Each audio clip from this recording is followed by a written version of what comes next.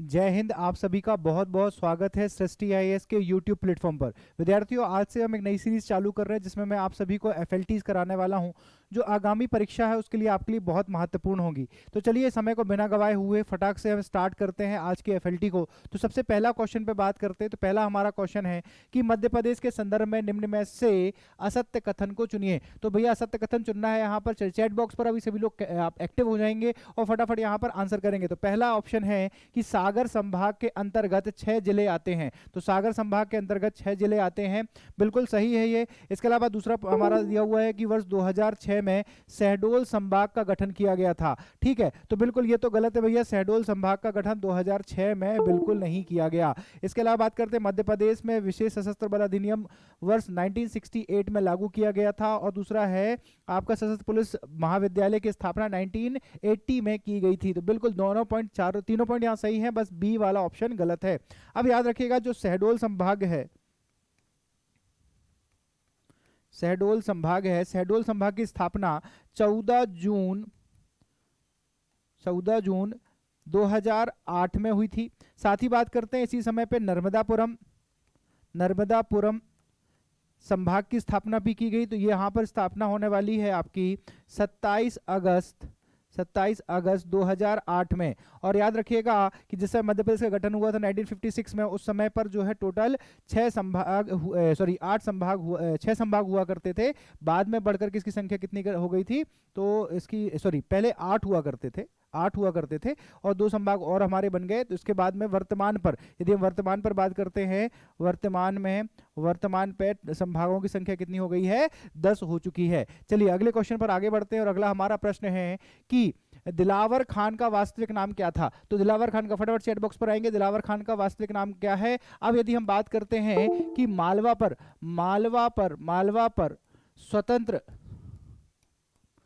स्वतंत्र मुस्लिम सत्ता जो स्थापित हुई थी, मुस्लिम सत्ता स्थापित हुई, उसके संस्थापक कौन है। तो याद रखिएगा दिलावर खान ही है, दिलावर खान है। और दिलावर खान का वास्तविक नाम हुआ करता था हुसैन गौरी। तो याद रखिएगा हुसैन गौरी इनका वास्तविक नाम हुआ करता था और इन्होंने गौरी वंश की स्थापना की थी। यहाँ पर 2 वंश शासन करेंगे, एक है गौरी वंश और दूसरा है खिलजी वंश। तो इन्होंने स्थापित किया था गौरी वंश। तो याद रखिएगा गौरी वंश की स्थापना इन्होंने की है। इसके साथ ही यदि बात किया जाए तो इनके पुत्र थे होसंगसा, इनके पुत्र हैं होसंगसा इनके पुत्र हैं। ठीक है, इनका वास्तविक नाम था अल्प खां वास्तविक नाम हुआ करता था होसंग शाह का। चलिए अगले क्वेश्चन के आगे बढ़ते हैं। यहाँ पर आंसर याद रखिएगा हुसैन गौरी, आंसर आपका सही है। अगले क्वेश्चन पर आगे बढ़ते हैं कि संग्राम शाह की मृत्यु के पश्चात गौड़ वंश के संस्थापक कौन थे। चलिए फटाफट आंसर करेंगे जब तक हम और टॉपिक पर बात करते हैं। मधुकर शाह, नरहरि शाह, शिवराज शाह और दलपत शाह। तो संग्राम शाह जो है याद रखिएगा गढ़ा इनकी राजधानी हुआ करती थी, इनके कुछ निर्माण बहुत इंपॉर्टेंट हैं, निर्माण इनके बहुत ज़्यादा इंपॉर्टेंट है, याद रखिएगा इनके निर्माण। सबसे पहले बात करते हैं आपका संग्राम सागर तालाब का निर्माण करवाया था। बाजनामठ मंदिर बनवाया है। साथ ही यदि हम बात करें तो भैया इन्होंने जो है यहाँ पर आपके सिंगौरगढ़ दुर्ग बनवाया, चौरागढ़ दुर्ग बनवाया था। साथ ही इनकी एक बुक है रस रत्नामाला नामक इनकी एक बुक है। और इनकी उपाधि है एक 52 गणाधिपति, 52 गढ़ों पर अधिकार किया था, तो 52 गणाधिपति भी इनको कहा जाता है। और इनके बाद इनके पुत्र दलपति शाह शासक बनेंगे और दलपति शाह के बाद रानी दुर्गावती शासिका बनने वाली हैं। दलपति शाह का विवाह किससे हुआ था, रानी दुर्गावती से ही हुआ था। अगले क्वेश्चन पर आगे बढ़ते हैं हम। अगला क्वेश्चन है हमारा कि निम्न में से कौन भोपाल का जलियांवाला बाग कांड से संबंधित है। तो भैया ये भोपाल का जो जलियांवाला कांड कब हुआ था, तो याद रखिएगा 14 जनवरी 1949 को हुआ था। भोपाल में याद रखिएगा भोपाल के रायसेन में हुआ था। उस टाइम पर भोपाल रियासत के अधीन आया करता था रायसेन। तो वास्तव में नर्मदा नदी के तट पर हुआ था, नर्मदा नदी के तट पर हुआ था। कहां पर, रायसेन में हुआ था। और यहाँ पर गोली चलाने के आदेश किसने दिए थे? तो अंतिम शासक हुए भोपाल रियासत के हमीदुल्लाह खान, उनके सेनापति हुआ करते थे जफर अली खान।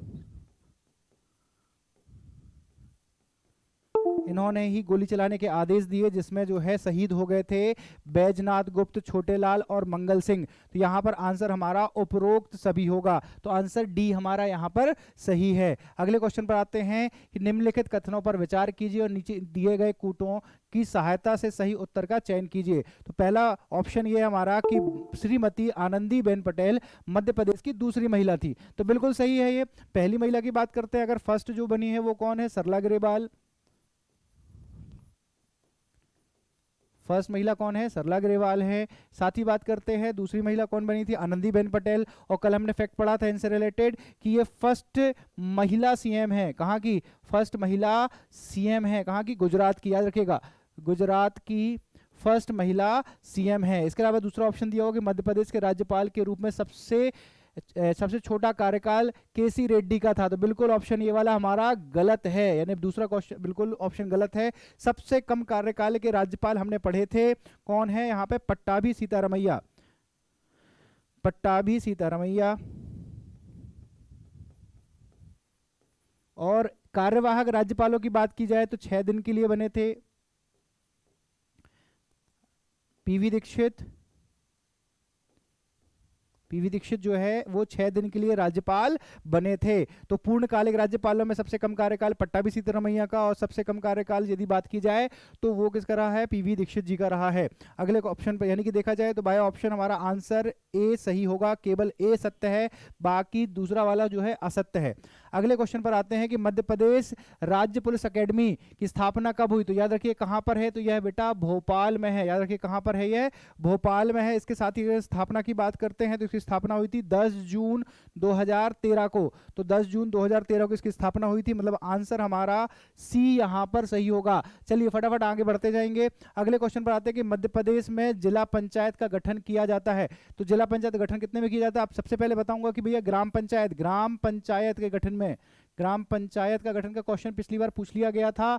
तो याद रखिएगा 1000 जनसंख्या में, 1000 जनसंख्या में जो है एक ग्राम पंचायत का गठन किया जाता है। वहीं बात करते हैं कि जब 50,000 से अधिक जनसंख्या होती है तो उस क्षेत्र में जिला पंचायत का गठन किया जाता है। और याद होगा त्रिस्तरीय आपके जो पंचायती राज व्यवस्था लागू करने के लिए कौन सी समिति थी? तो याद रखिएगा बलवंत राय मेहता समिति। बलवंत राय मेहता समिति कब बनी थी? तो 1957 में बनी थी। इसके बाद जो है अशोक मेहता समिति आई। अशोक मेहता समिति आई थी। तो ये जो समिति आई थी 1977 में आई थी। याद रखिएगा त्रिस्तरीय की बात किसने करी थी? त्रिस्तरीय की बात करी है बलवंत राय मेहता कमेटी ने। और द्विस्तरीय आपके जो पंचायती राज व्यवस्था है उसके लिए लागू बात कही थी किसने? अशोक मेहता कमेटी ने। और एक और कमेटी है लक्ष्मीकांत झा कमेटी, लक्ष्मीकांत कमेटी। इन्होंने संवैधानिक दर्जा देने की बात करी थी, संवैधानिक दर्जा देने की बात करी थी ग्राम पंचायतों को या पंचायती राज को। ठीक है, तो याद रखिएगा इनकी सिफारिश मानी गई है। साथ ही बलवंत राय मेहता कमेटी की त्रिस्तरीय जो सिफारिश थी उसी अनुसार 3 स्तरीय हमारे यहाँ पर पंचायती राज व्यवस्था है। तो ऑप्शन यदि हम देखते हैं तो यहाँ पर डी आंसर आपका यहाँ पर सही होगा। अगले क्वेश्चन पर आगे बढ़ते हैं कि मध्य प्रदेश के पुनर्गठन के पश्चात प्रथम नगर पालिका अधिनियम लागू किया गया। तो याद रखिएगा प्रथम अधिनियम कब लागू होगा? जब मध्य प्रदेश का जिस साल गठन हुआ है उसी साल ही यह अधिनियम आएगा, अर्थात 1 नवंबर 1956 को मध्य प्रदेश का गठन हुआ। उसी समय पर 1956 में ही जो है आपका पुनर्गठन जो है, पुनर्गठन के पश्चात जो है नगर पालिका अधिनियम लागू किया गया था। तो आंसर बी हमारा यहाँ पर सही होगा। अगले क्वेश्चन की ओर आगे बढ़ते हैं। अगला प्रश्न है कि मध्य प्रदेश में वर्ष 1969 में किसकी अध्यक्षता में जन समस्याओं के निराकरण के लिए लोकायुक्त की स्थापना की गई थी? लोकायुक्त की स्थापना किसके अनुसार की गई थी? तो यहाँ पर याद रखिएगा न्यायमूर्ति नरसिम्हा राव दीक्षित के, ठीक है, NR दीक्षित जी जो हैं इनकी कहने पर यानी कि उनके प्रस्ताव से यह जो है लोकायुक्त की स्थापना मध्य प्रदेश में की गई थी। तो आंसर ए हमारा यहाँ पर सही होगा। अगले प्रश्न की ओर आगे बढ़ते हैं। अगला प्रश्न है कि मध्य प्रदेश में प्रथम वित्त आयोग, याद रखिएगा प्रथम वित्त आयोग जो है इसका गठन कब किया गया था। अच्छा सर, अगर हम प्रथम वित्त आयोग की बात करते हैं, क्योंकि हाँ प्रथम वित्त आयोग की बात करते हैं तो वित्त आयोग जो है, वित्त आयोग यह संविधान में कहा दिया गया है। अगर हम वित्त आयोग की बात करते हैं तो भैया संविधान में कहा दिया गया है, तो यह दिया गया है 243 आई में, 243 आई में जो है इसका प्रावधान दिया गया है। और 14 जनवरी 1994 में इसकी स्थापना की गई थी। तो याद रखिएगा 14 जनवरी 1994 में, जून 1994 में इसकी स्थापना की गई थी। चलिए अगले क्वेश्चन पर आगे बढ़ते हैं। निम्न में से असत्य कथन को चुनिए। असत्य कथन चुनना है तो याद रखिएगा सबसे पहले मालवा के पठार की औसतन ऊंचाई 500 मीटर है, बिल्कुल सही है। और ऊंची चोटी यदि हम बात करते हैं मालवा के पठार की, तो मालवा के पठार की ऊंची चोटी है कौन सी, सिगार, याद रखिए कौन सी है, सिगार जो है ऊंची चोटी है। ठीक, वहीं अगर बात करते हैं बुंदेलखंड के पठार की चट्टानों का निर्माण आग्नेय व कायांतर चट्टान से हुआ है। तो यदि हम बात करते हैं भैया कि बुंदेलखंड का जो पठार है इसमें, हाँ बिल्कुल सही कहना है कि आग्नेय और कायांतर चट्टानों से उसका निर्माण हुआ है। और ऊंची चोटी भी कई बार पूछ ली जाती है, इसलिए मैं बता देता हूं बुंदेलखंड की है सिद्ध बाबा जो है ऊंची चोटी है। अच्छा, इसके साथ ही बात करते हैं पूर्व सतपुड़ा श्रेणी का निर्माण आग्नेय एवं गोंडवाना क्रम की चट्टानों से हुआ है। तो बिल्कुल सही कहना है कि भैया गोंडवाना और आग्नेय चट्टान दोनों से हुआ है। यहाँ पे कोयला मिलता है। अच्छा, कोयला जहाँ भी पाया जाएगा मतलब वहाँ पर आपके गोंडवाना क्रम की चट्टानें जरूर हैं। और याद रखिएगा सतपुड़ा की श्रेणी की सबसे ऊंची चोटी है महादेव जो है एमपी की सबसे ऊंची चोटी भी है। इसके साथ ही बात करें तो तीनों ऑप्शन हमारे सही है, अर्थात भैया यहाँ पर जो है ऑप्शन डी गलत है। तो याद रखिएगा ऑप्शन डी यहाँ पर गलत है। उपरोक्त यहाँ पर इनमें से कोई भी गलत नहीं है, सही याद रखिएगा। अगले क्वेश्चन पर आगे बढ़ते हैं कि वर्ष 2013 में मध्य प्रदेश की पहली आधुनिक वेधशाला का निर्माण कहाँ किया गया। अच्छा, एक और यहाँ पे बात कर लेते भैया जंतर मंतर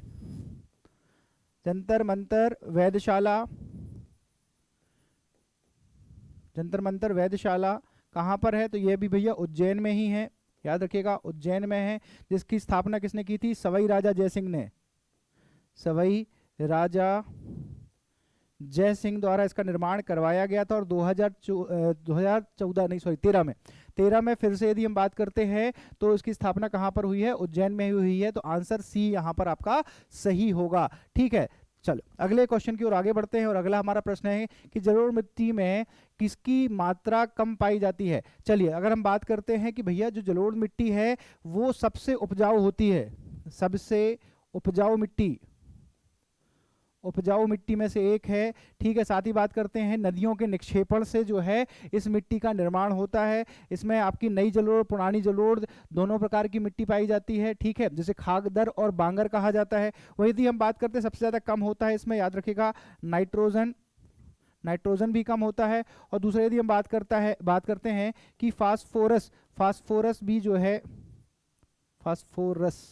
ठीक है, फास्फोरस भी इसमें क्या होता है, सबसे कम होता है। तो ऑप्शन के हिसाब से देखा जाए तो यहाँ ऑप्शन केवल नाइट्रोजन दिया हुआ है, तो नाइट्रोजन जो है वो यहाँ पर सही आंसर होगा। सबसे कम क्या होता है, नाइट्रोजन। चूना भी अच्छी मात्रा में होता है, पोटास भी अच्छी मात्रा में होता है, और फास्फोरिक एसिड भी अच्छी मात्रा में यहाँ पर होता है।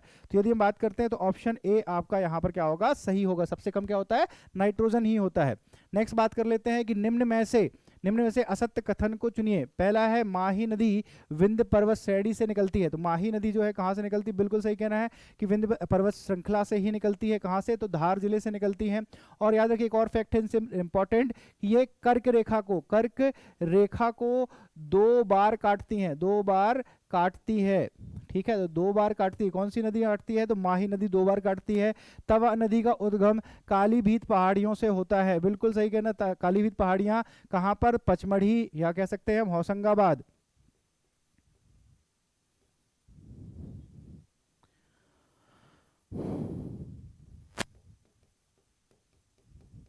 होशंगाबाद से उद्गम होता है। इसके अलावा बात करते हैं सोन नदी का उद्गम अमरकंटक की पहाड़ियों से होता है। तो बिल्कुल सही कहना है कि भैया अमरकंटक से 3 नदियों का उद्गम है। एक है नर्मदा नदी का उद्गम, नर्मदा नदी का उद्गम होता है अमरकंटक से। दूसरी है सोन नदी का उद्गम होता है। और तीसरी है जोहिला नदी, जोहिला नदी का उद्गम भी यहीं से होता है, ठीक है। इसके अलावा यदि बात करें तो ऑप्शन डी यहाँ पर है, क्योंकि भैया इनमें से कोई भी गलत नहीं है, यहाँ पर असत्य कोई भी कथन नहीं है, तीनों सही कथन यहाँ पर दिए गए हैं, ठीक है। अच्छा, तवा नदी से एक और फैक्ट है कि इसमें मध्य प्रदेश का सबसे बड़ा बांध है, सबसे बड़ा बांध, सबसे बड़ा बांध है यहाँ पर कौन सा, तवा बांध, जिसको तवा डैम कहा जाता है। चलिए अगले क्वेश्चन की ओर आगे बढ़ते हैं यहाँ पर कि या अगला क्वेश्चन है कि मध्य प्रदेश में नर्मदा बचाओ आंदोलन का प्रारंभ कब किया गया था। अब कब किया गया उसके पहले याद रखिएगा कि इसको आंदोलन को चालू करने में किसको श्रेय दिया जाता है, तो मेधा पाटकर, याद रखिए कौन है, मेधा पाटकर।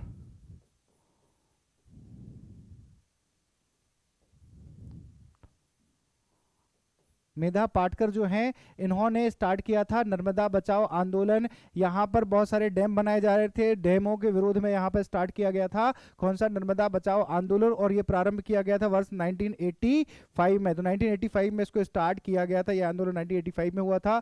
यहाँ पर प्रमुख भूमिका निभाई थी मेधा पाटकर जी ने। अगले क्वेश्चन की ओर आगे बढ़ते हैं कि आपका मेघनाद उत्सव किस जनजाति से संबंधित है। मेघनाद उत्सव जो है किस जनजाति से यहाँ पर संबंधित है, तो चलिए एक महत्वपूर्ण जनजाति है गोंड जिसमें संबंधित है, और दूसरी है कोरकू। तो दो जनजातियां हैं, याद रखिए गोंड जनजाति, गोंड जनजाति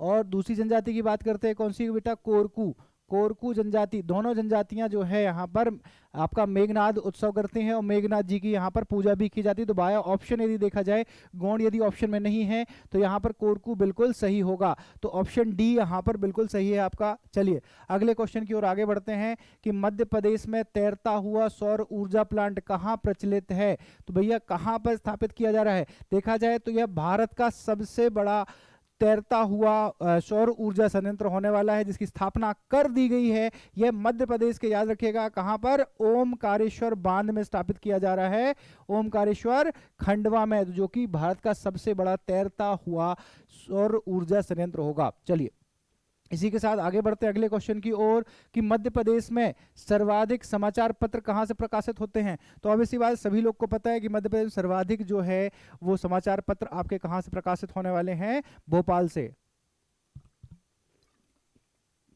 साथ ही पत्रकारिता संग्रहालय यदि पूछा जाए तो वो भी कहां पर है, भोपाल में ही है।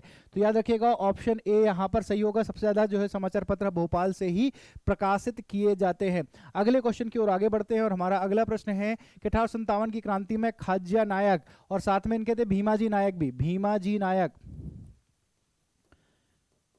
इन्होंने 1857 की क्रांति में भाग लिया था। कहां से लिया था, किस क्षेत्र से लिया था, तो याद रखिएगा निमाड़ वाले क्षेत्र से, निमाड़ वाले क्षेत्र से लिया था। और जब हमने भीमाजी नायक खाज्या नायक पढ़े थे तो मैंने आपको सभी को बताया है कि यहाँ पर जो है इन दोनों ने यहाँ पर भाग लिया था 1857 क्रांति में। और एक बहुत महत्वपूर्ण युद्ध है, कौन सा युद्ध है, अंबा पानी युद्ध। तो खाज्या नायक के पुत्र थे गुलाब सिंह, गुलाब सिंह इनके पुत्र हुए। जो अंबा पानी युद्ध, याद रखिएगा अंबा पानी युद्ध में वीर गति को प्राप्त हुए थे।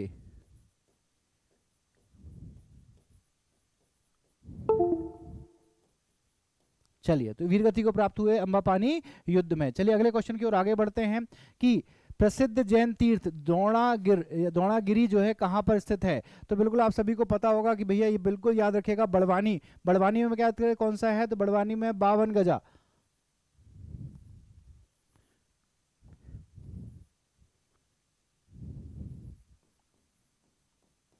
बावन गजा कहाँ पर है, बड़वानी में है। और यदि हम बात करते हैं द्रोणागिरी, द्रोणागिरी कहाँ पर है बेटा, छतरपुर, छतरपुर जिले में आता है आपका द्रोणागिरी, ठीक है। इसके अलावा बात करते हैं सोनागिरी, सोनागिरी कहाँ पर है, सोनागिरी जैन तीर्थ स्थल, तो यह है दतिया, कहाँ पर है, दतिया में है। तो सोनागिरी कहाँ, दतिया में है।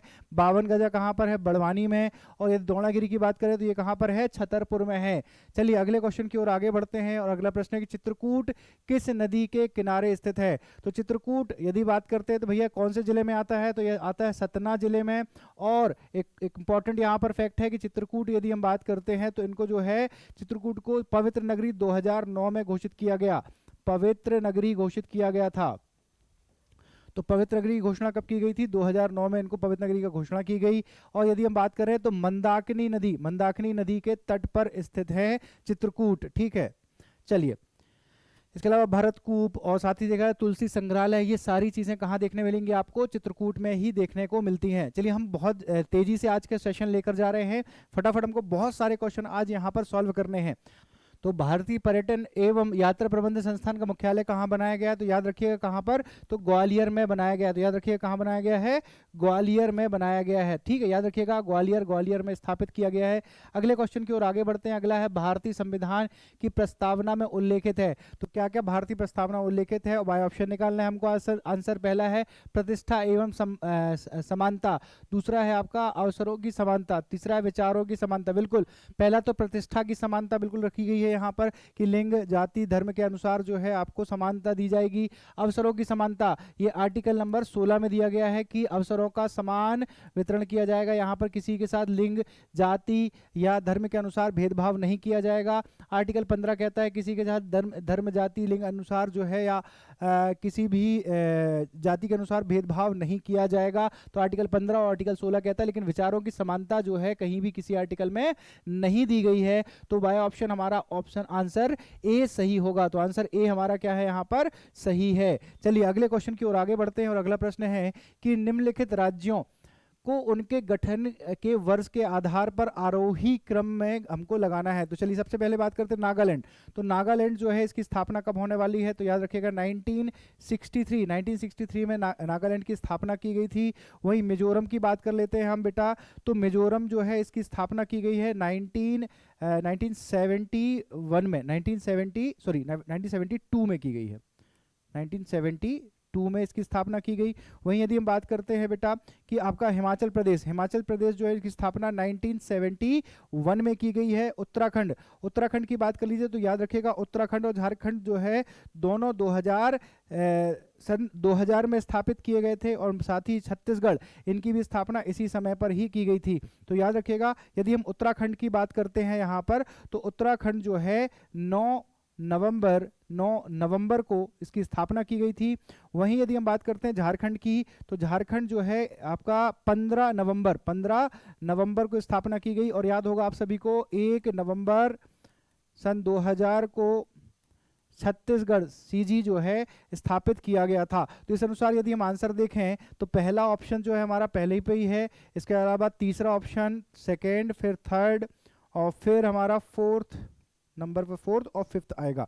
तो इस हिसाब से यदि हम देखा जाए तो ऑप्शन हमारा आंसर क्या निकलने वाला है यहाँ पर, हाँ 1 3 2 4 5, यहाँ पर बी आंसर हमारा क्या होगा, सही होगा। तो आंसर बी हमारा यहाँ बिल्कुल सही है। अगले क्वेश्चन की ओर आगे बढ़ते हैं। अगला है भारत में रहने वाले ब्रिटिश नागरिक दावा नहीं कर सकते हैं। तो कौन सी ऐसी चीज़ है जिसका ब्रिटिश नागरिक जो है दावा नहीं कर सकते हैं, क्योंकि मूल अधिकार जो है दिए तो सभी को गए हैं, लेकिन यहाँ पर जो है कुछ मूल अधिकार यहाँ पर विदेशियों को प्रदान भारत में नहीं किए गए हैं। पहला है व्यवसाय एवं व्यापार की स्वतंत्रता के अधिकार, बिल्कुल नहीं, बिल्कुल एफडीआई वाली बात हो रही है यहाँ पर, एफडीआई। अब आपका जो एफडीआई है वो हर किसी को यानी विदेशी व्यक्ति आकर के ओपनली यहाँ पर नहीं कर सकता है, यह अधिकार संविधान में कहीं पर नहीं दिया गया है। दूसरा, विधि के समक्ष समानता, बिल्कुल सही कहना है, आर्टिकल 14 जो कहता है बिल्कुल सभी लोग यहाँ पर क्या है, समान है। इसके अलावा दूसरा है आपका जीवन कि व्यक्तिगत स्वतंत्रता की सुरक्षा का अधिकार, बिल्कुल सही कह रहे हैं कि बिल्कुल सभी लोगों का अधिकार यहाँ पर प्राप्त है भैया। इसके बाद धार्मिक स्वतंत्रता सभी को प्राप्त है यहाँ पे, बिल्कुल नागरिक हो चाहे गैर नागरिक हो उनको भी यहाँ पर प्रदान किया गया है। तो बिल्कुल सही है यहाँ पर, याद रखिएगा बस ऑप्शन यहाँ पर ए जो है वो गलत है यहाँ पर, याद रखिएगा। तो आंसर ए हमारा क्या होगा, सही होगा। तो आंसर ए हमारा क्या है यहाँ पर, सही है। चलिए अगले क्वेश्चन पर आगे बढ़ते हैं। अगला प्रश्न है कि भारतीय संविधान के निम्न में से किस उपबंधों में अवसरों की समानता का उल्लेख किया गया है। तो कहां पर जो है अवसरों की समानता की बात कही गई है? तो अवसरों की समानता तो पहले तो हमने आर्टिकल नंबर 16 देखा, आर्टिकल नंबर या अनुच्छेद नंबर जो है 16, जिसमें यह बात कही गई है कि जो है यहाँ पर किसकी अवसरों की समान समानता प्रदान की जाएगी। वहीं यदि बात करते हैं हम कि प्रस्तावना में भी यह प्रावधान किया गया है, तो यहाँ पर आंसर क्या होगा हमारा? सी सही होगा। तो याद रखिएगा आंसर क्या है हमारा? सी सही है। अगले क्वेश्चन की ओर आगे बढ़ते हैं हम कि निम्नलिखित कथनों पर विचार कीजिए। पहला कथन है कि किस राज्य में मुख्य सचिव को उस राज्य के राज्यपाल द्वारा नियुक्त किया जाता है? भैया मुख्य सचिव की बात हो रही है, तो बिल्कुल जो मुख्य सचिव होते हैं वो राज्यपाल के द्वारा तो नियुक्त ही नहीं किए जाते। किसके द्वारा किए जाते हैं? सीएम के द्वारा। सीएम के द्वारा ही जो है किसी भी राज्य के मुख्य सचिव यहाँ पर एक प्रकार से बनाए जाते हैं।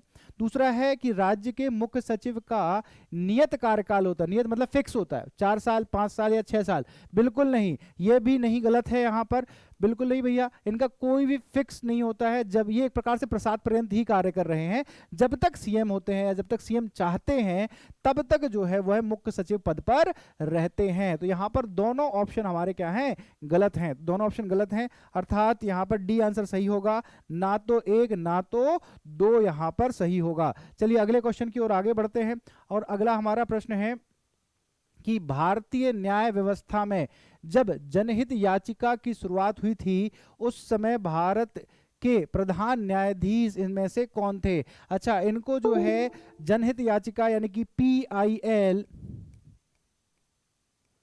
पब्लिक इंटरेस्ट लिटिगेशन जो है, पब्लिक इंटरेस्ट लिटिगेशन यानी PIL के जन्मदाता भी कहे जाते हैं। किसको? PN भगवती को, PN भगवती जी को। PN भगवती जो हैं इनको क्या कहा जाता है? तो याद रखिएगा जन्मदाता कहा जाता है भारत में PIL का, यानी कि जनहित याचिका के जनक कहे जाते हैं। तो ऑप्शन डी हमारा क्या होगा यहाँ पर? सही होगा। अगले क्वेश्चन की ओर आगे बढ़ते हैं। निम्न में से कौन सिविल न्यायालय के उदाहरण हैं? अब सिविल न्यायालय की बात हो रही है यहाँ पर, तो भैया कौन से जो है यहाँ पर सिविल न्यायालय के उदाहरण है? पहला है मुंसिफ न्यायालय। अभी ये क्या होता है भैया? मुंसिफ न्यायालय यदि कह सकते हैं हम इसको, हम लोअर कोर्ट भी कहते हैं, लोअर कोर्ट कह सकते हैं। और यहां पर देखा जाए तो यह तहसील स्तर पर होता है, तहसील स्तर पर होता है। और साथ ही बात करते हैं यहाँ पर कि यहाँ पर तहसीलदार ही जो है वो एज अ मजिस्ट्रेट यहाँ पर न्याय का देने का कार्य करते हैं। ठीक है, साथ ही दूसरा है न्याय, आपका न्याय पंचायत। ठीक है, न्याय पंचायत जो है बिल्कुल लगाई जा सकती है ना। तो ये ऑप्शन बाय ऑप्शन यदि हम आंसर देखते हैं तो यहाँ पर जो आपका ऑप्शन निकलने वाला है कि वास्तव में रूप में देखा जाए तो 1 और 2 न्याय पंचायत भी आ जाती है इसमें, लेकिन क्या है जो पंचायत अदालत है इसका प्रावधान नहीं किया गया था आपके सिविल न्यायालय के अधीन रह करके। तो ऑप्शन ए हमारा यहाँ पर सही होगा। चलिए अगले क्वेश्चन की ओर आगे बढ़ते हैं। सदन को अनिश्चित काल के लिए स्थगित करने का अधिकार है, तो किसको भैया अधिकार है? सदन के पीठासीन अधिकारी को, दूसरा ऑप्शन है राष्ट्रपति के पास, तीसरा है सदन के नेता के पास और चौथा है संसदीय कार्य मंत्री के पास। तो भैया ऑप्शन यहाँ पर ए सही है, सदन के पीठासीन अधिकारी। अब आप सभी को पता है कि लोकसभा में कौन होते हैं भैया? अध्यक्ष होते हैं, अध्यक्ष होते हैं। और वहीं यदि हम राज्यसभा की बात करते हैं तो राज्यसभा में पीठासीन अधिकारी होते हैं सभापति। अच्छा, ये दोनों के पास ये अधिकार प्राप्त है, याद रखिएगा सदन। अब ये किसी भी सदन की बात कर रहे हैं, अब ये लोकसभा हो सकता है, राज्यसभा हो सकता है, या फिर विधानसभा हो सकता है, या फिर विधान परिषद हो सकता है। इनमें सभी जो भी पीठासीन अधिकारी होते हैं वो ही क्या कर सकते हैं? सदन को अनिश्चित काल के लिए स्थगित कर सकते हैं। ठीक है, तो स्थगित करने की यहाँ पर बात हो रही है। अच्छा, सत्र बुलाने का काम कौन करते हैं भैया? तो राज्यपाल महोदय करते। चलिए आगे बढ़ते हैं अगले क्वेश्चन की ओर। अगला क्वेश्चन है हमारा कि भारत के संविधान का निम्नलिखित में से कौन सा अनुच्छेद नागालैंड राज्य के लिए विशेष उपबंध करता है? तो सबसे पहले पढ़ लेते हैं अपन आर्टिकल नंबर 371 बी, यह प्रावधान करता है के लिए, नागालैंड के लिए। दूसरा बात करते हैं आर्टिकल 371 सी जो है वह मणिपुर के लिए बात करता है, मणिपुर की बात करता है। आर्टिकल नंबर 371 जो है वो 71 डी जो है यह प्रावधान किसके लिए कर रहा है? तो याद रखिएगा बी सी तो कर लिया, देख लिया, और डी जो है वो आंध्र प्रदेश, आंध्र प्रदेश और तेलंगाना को विशेष यहाँ पर राज्य का दर्जा प्रदान करता है। और आर्टिकल 370 आपको सभी को पता है, जो कि हटा दिया गया है। आर्टिकल 370 जो है किसके लिए, जम्मू एंड कश्मीर को विशेष राज्य का दर्जा प्रदान करता था। और यहाँ पे आर्टिकल 371 बहुत सारे ऐसे राज्य हैं जिनको विशेष राज्य का दर्जा देता है। 371B में नागालैंड का उल्लेख है, आर्टिकल 371C में मणिपुर का, आर्टिकल 371D में आंध्र प्रदेश और तेलंगाना का विशेष राज्य का यहाँ पर प्रावधान प्राप्त है। इसके अलावा यदि बात करते हैं केंद्र व राज्य संबंधी किस अनुसूची में है, तो याद रखिएगा केंद्र और राज्य संबंधी अनुसूची पूछी जा रही है कि कौन सी अनुसूची ऐसी है जो कि केंद्र और राज्य की यहाँ पर बात करती है। तो याद रखिएगा भैया यहाँ पर आपकी 7वीं अनुसूची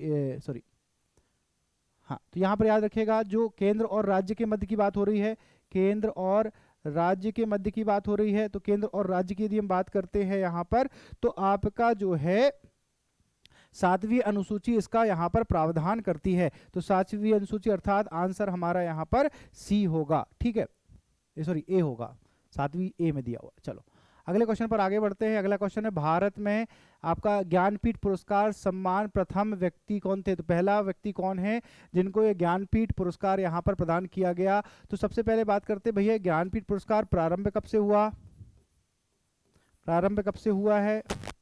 तो यहाँ पर 1956 से स्टार्ट किया गया। और ये सबसे पहले किसको दिया गया था, तो जी शंकर कुरुप जी को यह प्रदान किया गया। तो जी शंकर कुरुप जो हैं ये पहले व्यक्ति थे जिनको यह प्रदान किया गया था, ठीक है। अगले क्वेश्चन की ओर आगे बढ़ते हैं हम।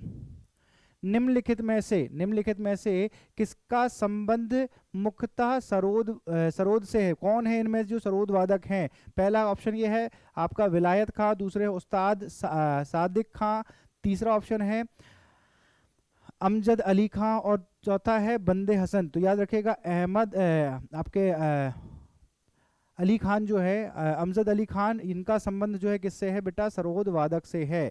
चलिए अगले क्वेश्चन पर आगे बढ़ते हैं कि जयपुर की चार दीवारी को किस वर्ष यूनेस्को में शामिल किया गया। तो याद रखिएगा पहले तो 2018 की बात कर लेते हैं कि 2018 में किसको शामिल किया गया। तो याद रखिएगा मुंबई के विक्टोरिया को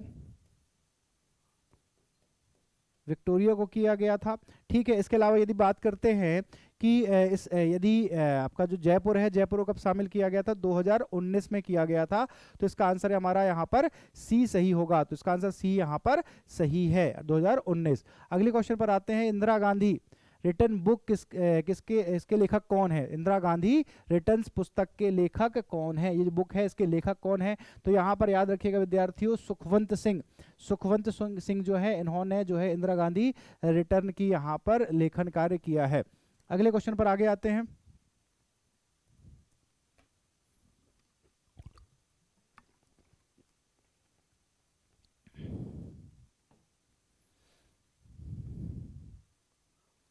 टेबल टेनिस विश्व चैंपियनशिप का मैच पहली बार कब हुआ। अच्छा यदि बात कर लेते हैं हम कि भैया जो टेबल टेनिस या इंटरनेशनल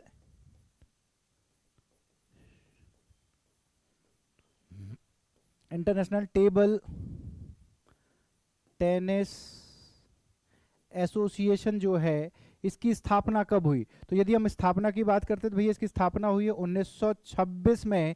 और पहला मैच जो खेला जाएगा, पहली बार जब मैच खेला जाएगा वो समय था 1 साल बाद 1927 में। तो याद रखिएगा 24 तो बिल्कुल नहीं हो सकता भैया, क्योंकि इस समय एसोसिएशन ही नहीं बनी थी। तो आंसर हमारा यहाँ पर डी सही होगा। तो आंसर डी क्या है, सही है। अगले क्वेश्चन पर आगे बढ़ते हैं। अगला है मध्य प्रदेश खाद्य संस्करण आयोग के संबंध में निम्नलिखित कथनों पर विचार कीजिए तथा नीचे दिए गए कूटों की सहायता से सही उत्तर का चयन कीजिए। अब भैया हमको ऑप्शन वाइज देखना है। पहला है किसके अध्यक्ष का कार्यकाल इसके अध्यक्ष का कार्यकाल 5 वर्ष या 65 वर्ष की आयु तक होता है। तो किसकी बात हो रही है, खाद्य प्रसंस्करण आयोग, ठीक। अगर यदि हम बात करते हैं कि कार्यकाल क्या और बाकी जो उपबंध दिए गए हैं, वो आपका एक अधिनियम आया था, खाद्य सुरक्षा अधिनियम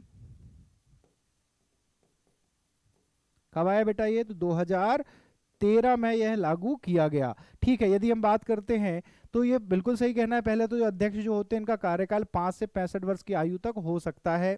दूसरा ऑप्शन दिया हुआ है कि आयोग में कम से कम एक महिला सदस्य होनी चाहिए। बिल्कुल गलत, ये तो बिल्कुल गलत है। एक नहीं, 2 महिलाएं होनी चाहिए। याद रखिएगा, आप क्या है, 2 महिलाएं अनिवार्य रूप से होना चाहिए। अच्छा, जो ये अधिनियम है, इस अधिनियम की एक धारा है, धारा 16। धारा 16 में यह पाबंद किया है कि मिनिमम इसमें जो है 2 महिलाएं होनी चाहिए। तो आंसर यहां पर ए सही होगा, केवल ऑप्शन ए सही है, बी आपका ऑप्शन यहां पर गलत है। ठीक है, तो आंसर ए यहां पर सही होगा। अगले क्वेश्चन पर आते हैं।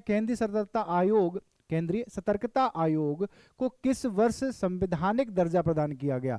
अब केंद्रीय सतर्कता आयोग की बात कर लेते हैं। तो भैया ये आयोग का गठन कब हुआ था? तो गठन हुआ है 11 फरवरी 1964 में। कब हुआ है? 1964 में। लेकिन इसको जो दर्जा प्रदान किया गया 2003 में दर्जा प्रदान किया गया था। ठीक है, तो आंसर बी तो यहां सही है। लेकिन यदि हम मुख्यालय की बात करते हैं कि इसका भैया मुख्यालय कहां पर है, तो यह दिल्ली में है। ठीक है, केंद्रीय सतर्कता आयोग का मुख्यालय कहां पर है? दिल्ली में है। स्थापना कब हुई थी? तो 1964 में हुई थी। और साथ ही इसको दर्जा कब दिया गया था? कौन सा? संवैधानिक दर्जा 2003 में दिया गया और मुख्यालय दिल्ली में है। तो आंसर बी हमारा यहां सही होगा।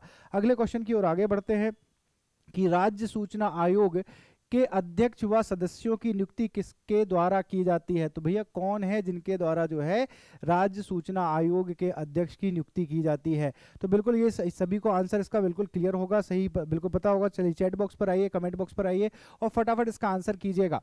चलिए, तो यदि हम बात करते हैं बेटा की जो आपका राज्य सूचना आयुक्त है, इसकी जो सदस्य होते हैं इनकी नियुक्ति राज्यपाल महोदय द्वारा की जाती है। तो राज्य की बात हो रही है, तो राज्य के जो राज्यपाल होते हैं वो इनकी नियुक्ति करते हैं। चलिए अगले क्वेश्चन पर आगे बढ़ते हैं। तो आंसर हमारे यहाँ सी सही है। अगला क्वेश्चन है कि आपका जीपीएस तकनीक का प्रयोग निम्न में से किस क्षेत्र में हो सकता है? तो पहला है मोबाइल फोन प्रचलन में, दूसरा है आपका बैंकिंग प्रचलन में और तीसरा है पावर ग्रिड नियंत्रण में। तो यहाँ पर आपके कितने ऑप्शन दिए हुए हैं? 3 ऑप्शन दिए हुए हैं। इनमें से हमको देखना है कि किस किस में होता है। तो बिल्कुल भैया मोबाइल फोन में तो बिल्कुल जीपीएस होता है और बैंकिंग में भी आपका जीपीएस प्रयोग किया जाता है, पावर ग्रिड में भी इसका नियंत्रण में भी इसका प्रयोग किया जा सकता है। तो आंसर हमारा डी होगा सही, क्योंकि भैया तीनों में इसका प्रयोग किया जा सकता है। तो चलिए अगले क्वेश्चन की ओर आगे बढ़ते हैं। तो डी आंसर यहाँ पर हमारा सही है। अगले क्वेश्चन पर आगे बढ़ते हैं।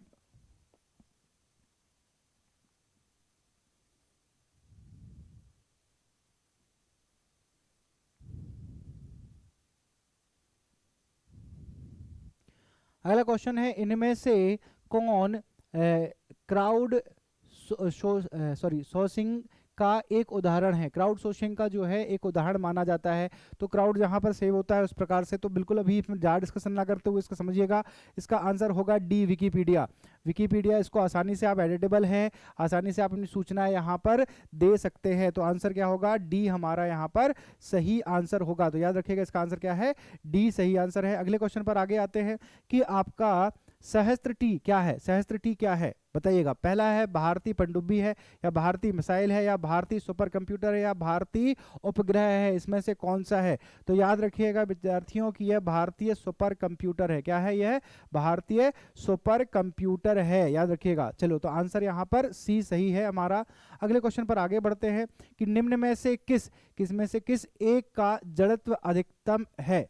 तो याद रखिएगा, यदि जड़त्व की बात हो रही है तो पहला है परमाणु का जड़त्व ज्यादा होता है। बिल्कुल नहीं, उतना ज़्यादा तो नहीं होता है। इसके बाद एक अणु का, इसके अलावा 1 रुपए के सिक्के का, और तीसरा है क्रिकेट की गेंद का। तो भैया सबसे ज़्यादा जड़त्व जो यहाँ पर देखने मिलेगा हमको किसमें? जड़त्व का नियम आपको पढ़ा होगा आप लोगों ने, न्यूटन का नियम, जड़त्व का नियम पढ़ा है।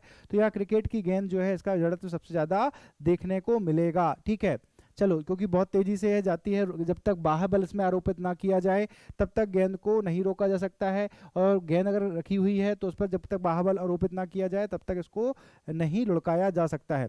तो आंसर डी हमारा यहाँ पर सही होगा। किस वर्ष सुप्रीम कोर्ट के निर्णय द्वारा किन्नरों को तीसरे लिंग के रूप में अन्य पिछड़ा वर्ग का दर्जा दिया गया? तो फटाफट इसमें कमेंट बॉक्स पर बताएंगे कि कौन सा वर्ष था जब यह बात कही गई कि जो है अन्य पिछड़ा वर्ग जो है इनको तीसरा दर्जा दिया गया था, तीसरे लिंग का दर्जा दिया गया था। ठीक है, और यहाँ पर जो है इनको अन्य पिछड़ा वर्ग में भी रखा गया है। तो आंसर यहाँ पर क्या है हमारा, डी आंसर होगा 2014 में इनको दर्जा प्रदान किया गया था। तो आंसर हमारा डी सही है। अगला क्वेश्चन है, इंदिरा साहनी बनाम भारत संघ मामला किस वर्ष आया था? तो इंदिरा साहनी बनाम जो भारत सरकार जो मामला आया था ये आया है 1992 में। तो याद रखिएगा ये कब आया था, 1992 में। तो आंसर हमारा डी सही होगा यहाँ पर। चलिए अगले क्वेश्चन पर आगे आते हैं। अगला क्वेश्चन है, राष्ट्रीय अनुसूचित आयोग अपना वार्षिक प्रतिवेदन किसको प्रस्तुत करते हैं? तो भैया फटाक से बताएंगे किसको ये अपने प्रतिवेदन प्रस्तुत करते हैं। पहला है संसद को, दूसरा है लोकसभा अध्यक्ष को, तीसरा राष्ट्रपति को, या सामाजिक न्याय आधिकारिक मंत्रालय को। तो भैया ये अपना प्रतिवेदन किसको देते हैं? राष्ट्रपति महोदय को देते हैं। ठीक है, किसको देते हैं? राष्ट्रपति महोदय को प्रदान करते हैं। तो आंसर सी हमारा यहाँ सही होगा। अगला क्वेश्चन है कि न्यायमूर्ति एएन आनंद के बाद आपका राष्ट्रीय मानव अधिकार आयोग के अध्यक्ष कौन बने थे? तो फटाफट चैट बॉक्स पर आइए, कमेंट बॉक्स पर आइए और बताइए कि इसके अध्यक्ष कौन हुए थे यहाँ पर। ठीक है, तो यदि हम बात करते हैं इनके पश्चात बनने वाले हैं शिवराज वी पाटिल। तो शिवराज वी पाटिल इसके पश्चात क्या बने थे? राष्ट्रीय मानव अधिकार आयोग के अध्यक्ष बने थे। अगला प्रश्न है कि प्रकाश विद्युत प्रभाव की खोज निम्न में से किसने की थी? चलिए बहुत तेजी से मैं आंसर बस देता जा रहा हूं क्योंकि कम समय पे हमको ज़्यादा से ज़्यादा क्वेश्चन करने हैं। अगर डिस्क्राइब करूंगा तो बहुत ज़्यादा समय लग जाएगा। कई अपना लगभग एक एफएलटी करने में हमको 2 से 3 घंटे का समय लगेगा। इसीलिए हम कोशिश कर रहे हैं कि जल्दी जल्दी हमारे क्वेश्चन यहाँ पर सॉल्व कराए जाएँ। तो यदि हम बात करते हैं कि प्रकाश विद्युत प्रभाव की खोज निम्न में से किसने की थी, तो यदि हम बात करते हैं किसने की थी तो याद रखिएगा हेनरिक जो है इन्होंने इसकी खोज की थी। ठीक है, चलो तो आंसर यहाँ पर ए हमारा सही है। अगले क्वेश्चन पर आगे आते हैं। अगला क्वेश्चन है, लोह एवं इस्पात को जंग से बचाने के लिए निम्न में से किसकी परत चढ़ाई जाती है? तो भैया किसकी परत चढ़ाई जाएगी? जस्ता की, सीसा की, मैग्नीज की या तांबा की? तो आप सभी को पता है, बिल्कुल आसान क्वेश्चन है। यहाँ पे जस्ता की यहाँ पर परत चढ़ाई जाती है जंग से बचाने के लिए। तो चलिए आज के लिए इतना ही। कल फिर मैं आपके लिए एफएलटी कुछ क्वेश्चंस लेकर आऊँगा और फिर हम इसी प्रकार से एफएलटी में जल्दी से जल्दी ज़्यादा से ज़्यादा क्वेश्चन सॉल्व करने की कोशिश करेंगे। तो चलिए आज के लिए इतना ही। आप सभी से फिर विदा लेता हूँ, फिर मुलाकात होगी आपसे। जय हिंद, जय भारत।